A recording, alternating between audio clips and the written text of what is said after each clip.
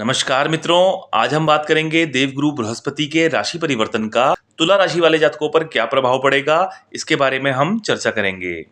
1 मई 2024 को देवगुरु बृहस्पति मेष राशि से निकलकर वृषभ राशि में आ जाएंगे और फिर 14 मई 2025 तक वृषभ राशि में ही रहेंगे।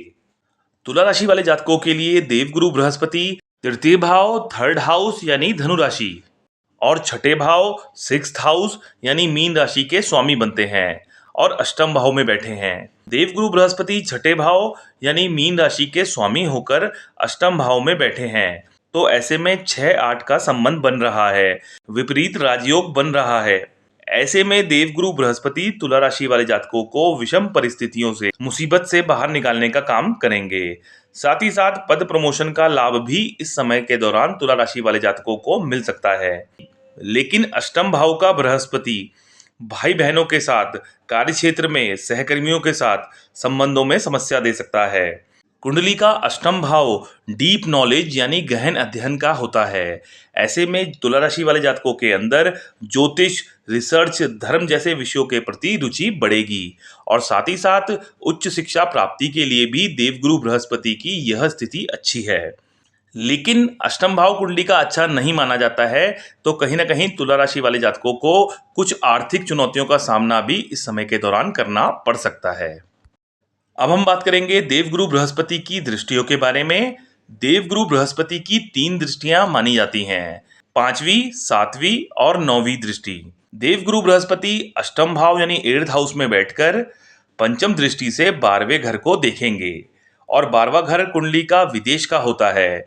ऐसे में जो तुला राशि वाले जातक विदेश जाकर करियर बनाना चाहते हैं, विदेश जाकर सेटल्ड होना चाहते हैं, उनके लिए देवगुरु बृहस्पति की दृष्टि शुभ है। इस समय के दौरान विदेश यात्रा के योग भी तुला राशि वाले जातकों के बनेंगे और विदेश जाने में कुछ अड़चनें थी तो वो भी समाप्त होंगी। कुंडली का 12वां घर हॉस्पिटल्स और खर्चों का भी होता है। ऐसे में तुला राशि वाले जातकों को अपने स्वास्थ्य पर ध्यान देने की आवश्यकता रहेगी, विशेषकर पेट से संबंधित समस्याओं पर विशेष ध्यान देने की आवश्यकता रहेगी। इस समय के दौरान आपके खर्चे भी बढ़े रह सकते हैं, चाहे वो अच्छे कामों पर हों, चाहे वो बेफजूल के खर्चे हों। तो कोशिश करें इस समय के दौरान बेफजूल के खर्चे करने से बचें। इस समय के दौरान आपके तीर्थ यात्रा के योग भी बनेंगे, साथ ही साथ आपका आध्यात्मिक झुकाव भी बड़ा रहेगा। अब हम बात करेंगे देवगुरु बृहस्पति की सप्तम दृष्टि के बारे में। देवगुरु बृहस्पति की सप्तम दृष्टि द्वितीय भाव यानी सेकंड हाउस पर पड़ेगी और कुंडली का द्वितीय भाव किस चीज का होता है? कुटुंब का होता है, वाणी का होता है, धन का होता है। यदि आप वाणी से संबंधित कोई काम करते हैं तो आपके लिए देवगुरु बृहस्पति की दृष्टि शुभ है, क्योंकि द्वितीय भाव धन का भी होता है। ऐसे में धन लाभ के योग बनेंगे, साथ ही साथ किसी की सहायता से, किसी परिचित व्यक्ति की, किसी मित्र की सहायता से आपके धन लाभ के योग भी इस समय के दौरान बन सकते हैं। आय में वृद्धि के योग बनेंगे। साथ ही साथ द्वितीय भाव कुंडली का कुटुंब का भी होता है, परिवार का भी होता है। ऐसे में परिवार में किसी प्रकार का कोई मांगलिक कार्य जैसे विवाह, संतान आदि कोई खुशखबरी आपको इस समय के दौरान मिल सकती है। इस समय के दौरान परिवार के किसी सदस्य के रुके हुए काम भी बन सकते हैं। बात करेंगे देवगुरु बृहस्पति की नवम दृष्टि के बारे में।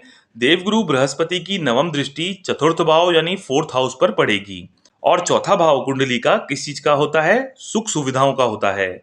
ऐसे में आपके वाहन संपत्ति के योग बनेंगे, साथ ही साथ प्रॉपर्टी से संबंधित कोई काम भी इस समय के दौरान आप करा सकते हैं। कुंडली का चौथा भाव सुख सुविधा के साथ साथ माता का भी होता है, तो ऐसे में आपको अपनी माता के स्वास्थ्य पर ध्यान देने की आवश्यकता रहेगी, क्योंकि छठे भाव यानी 6th हाउस के स्वामी देवगुरु बृहस्पति अष्टम भाव में बैठे हैं और कुंडली का छठा भाव किस चीज का होता है? रोग, ऋण, शत्रु का होता है। और देवगुरु बृहस्पति माता के घर को देख रहे हैं, तो कहीं ना कहीं माता के स्वास्थ्य में समस्याएं दे सकते हैं।